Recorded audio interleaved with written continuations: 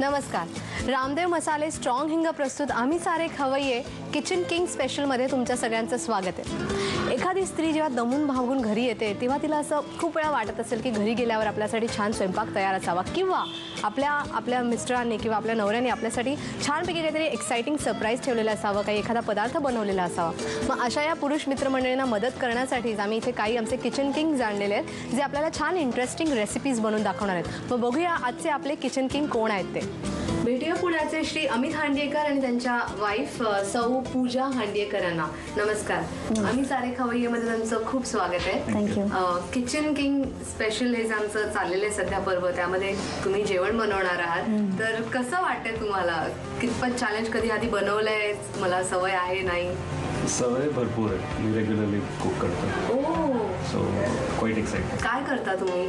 Bye profession मी interior designer आहे. अच्छा. मग तुमच्या सगळ्या कामामधून तुम्हाला जेवण वगैरे बनवायला मिळतं? आवड आहे तेवढा वेळ मिळतो? हो, जेवण is more like a hobby.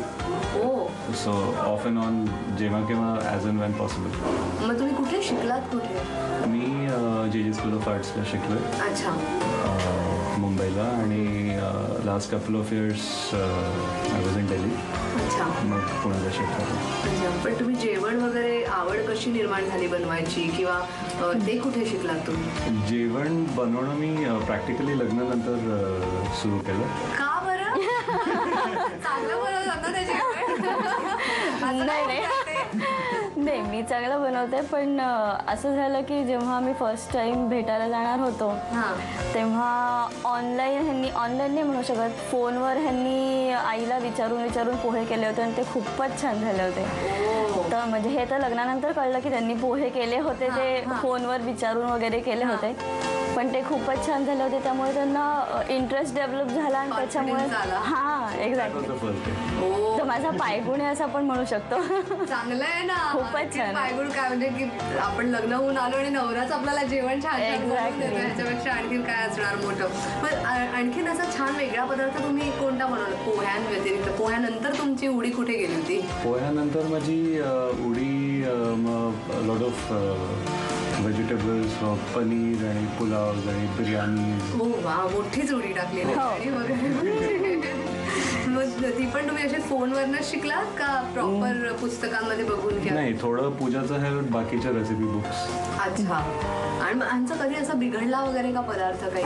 नाही, असं 3 वर्षात आठवत तर नाही मला की असं काही मेजरली बिघडलं. थोडंसं प्लस मायनस तर होऊ शकतं, कारण की म्हणजे फर्स्ट टाइमच जे काय बनवलं ते फर्स्ट टाइमच बनवलं होतं आणि त्याच्यानंतर मग ते छानच होत गेलं नेक्स्ट टाइम जेव्हा आपण बनवलं त्यांनी. पण असं बिघडलं मेजरली असं कधीच नाही. पण साधारण किती आठवड्यात किती दिवस जेवण बनवलं? असं काही विभागून घेतलंय का 2 दिवस मी बनवणार? नाही, नॉट लाईक दॅट. कारण की ते खूपच बिझी असतात, त्यांचं शेड्यूल खूपच बिझी असतं, ट्रॅव्हल पण करतात आणि इथे पण ते ऑलमोस्ट 7:30च्या आधी त्यांचं घरी येणं होत नाही. त्यामुळे असं विभागून घेण्याचं एवढं चांगलं मिळालंय जेवण बनवणारे, ऍडव्हान्टेज त्याचं घेता की नाही तुम्ही? नाही, असं काही ऍडव्हान्टेज असंच नाही घेतलं. तुम्ही काय बनवणार आहात आज? मुगलाई पुलाव आणि bread jalebi. Bread jalebi is more of a meal, easy to cook. हो, म्हणजे माझं नाव ऐकलं थोडंसं झालं. ब्रेडची जलेबी कसं होऊ शकतं? नाही, it's more for the men, easy to cook. म्हणजे त्यांना फार काही ज्यांना तेवढ्यात स्वीट डिश कोणाला बनवून हवी असेल. एक्झॅक्टली, सरप्राईजेस साठी. नक्कीच आमच्या सगळ्या प्रेक्षकांना, जे पुरुष मंडळी, जे मित्रमंडळी जी बघतायत, त्यांना जरा आनंद वाटेल. लवकर फक्त त्यांच्यासाठी तुम्ही बनवतात. ओके. मग आधी काय आणि दुसरा पदार्थ कोणता बनवतात म्हणाला? दुसरा मुगलाई पुलाव. मग ही ब्रेडची जलेबी येते तुम्ही कुठे वाचून वगैरे शिकले का तुम्ही स्वतःच इन्व्हेंट केली? नाही, मी इन्व्हेंट नाही केली. आमच्या मावशी आहे Anjali Waghe, who is a very well known cook. Okay. त्यांनी ही रेसिपी मला सांगितली, ट्राय केली. आपण सुरुवातीला आधी कोणती रेसिपी बनवणार? ज्यूस आहे. मग आपण आय थिंक जलेबी एवढी इंटरेस्टिंग वाटते तर तीच आधी बनवूया. त्याचं साहित्य सांगा. ब्रेड, साखरेचा पाक, तूप. आता काय करायचं आपण? पहिले ब्रेड घ्यायची, ती पाण्यात आणि कडा काढून घ्यायच्या ना त्याच्या कडा सगळ्या? त्याच्या कात्रीने कापू शकतो, सिझर और knife what ever.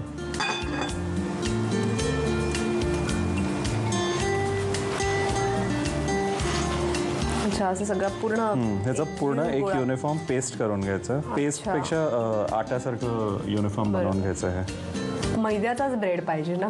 White bread. White ब्रेडच, ब्राऊन ब्रेड नाही. ह्याच्यामध्ये आणखीन काहीच घालायचं नाही. काहीच नाही, it's only water and bread. आता काय करायचं ह्याचं पुढे?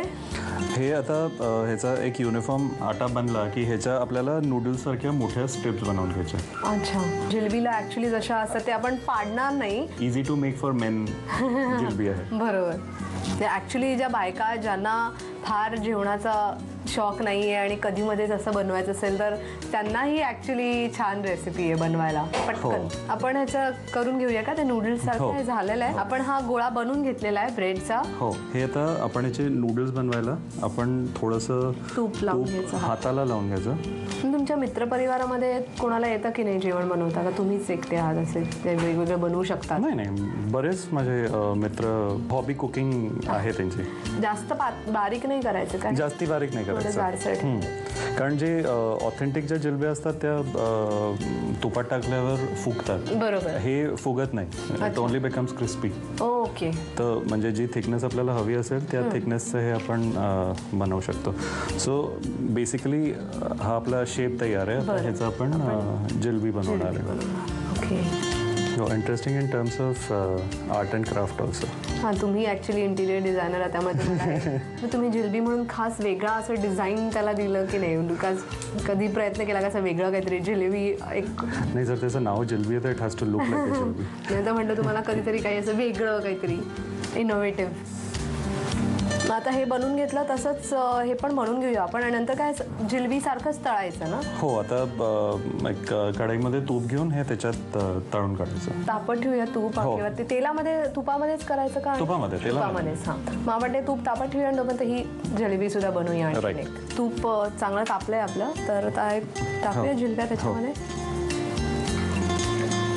वा, ही पण सोडायची का एका वेळी एकच? एका वेळी एकच करूया. अच्छा, मग आता हे आपण तळून घेऊया क्रिस्पी करून गोल्डन ब्राऊन. हां, गोल्डन ब्राऊन ऑरेंज त्याला आपोआपच कलर येतो. अच्छा, आणि मग ते ह्याच्यामध्ये पाकट नॉर्मल जिलेबीची प्रोसेस जी असते तीच कंटिन्यू. हो, ह्याच्यातून काढलं की पाकट टाकायचं. चालेल. मग आय थिंक ही खायला तयार होईल जिलेबी. आम्ही हे सगळं करून घेतो, तोपर्यंत तुम्ही याची साहित्य आणि कृती लिहून घ्या. ब्रेडची जिलबी बनवण्यासाठी लागणारं साहित्य: ब्रेडच्या स्लाइसेस, केशर आणि वेलचीयुक्त साखरेचा पाक आणि तूप. कृती: प्रथम ब्रेडच्या कडा काढून टाकाव्यात. ब्रेड पाण्यामध्ये भिजवून नंतर पाण्याचा अंश काढून टाकावा आणि ब्रेडचा लगदा कणकेसारखा मळून घ्यावा. हाताला तूप लावून या भिजवलेल्या ब्रेडच्या लांबटसर गुंडाळ्या कराव्यात आणि जिलब्या तयार कराव्यात. कढईमध्ये तूप गरम करून त्यामध्ये या जिलब्या खुसखुशीत तळून घ्याव्यात आणि साखरेच्या पाकात घोळवून सर्व्ह कराव्यात.